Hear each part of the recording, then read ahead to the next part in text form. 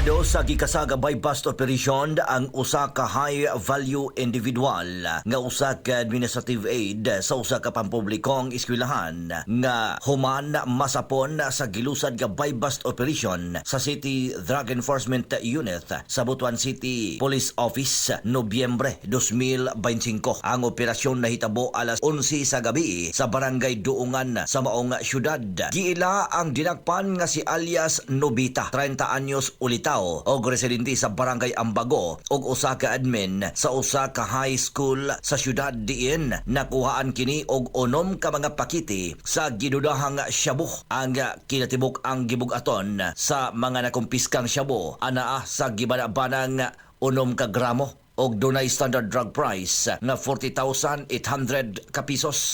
Ang sospek kasamtangang anaa karon nakakustudiya sa BCPO og mag-atubang sa kasong kalapasan sa Section 5 og 11 Article 2 Republic Act 9165 o Comprehensive Dangerous Drugs Act of 2002. Kini usa ka hugot nga pahimangno sa tanan nga anaas kalibutan sa illegal nga droga. Walay luna alang kaninyo sa syudad og mao kini ang gipasalig nilas publiko nga ang Butuan City Police Office magpabilin nga lig-on sa pagpatuman sa balaod aron mapanilipdan ang matag pamilya og ang kaugmaon sa maong dapit. Mga katropa, ampingan ta ang atong panglawas nga mahilayo sa nagkadaiyang balatian. Magsanton plus gold ug Santon vitamin C. Alang sa nagkahiusang Pilipino para sa Pilipinas, Junje Lebrias, ex FM News.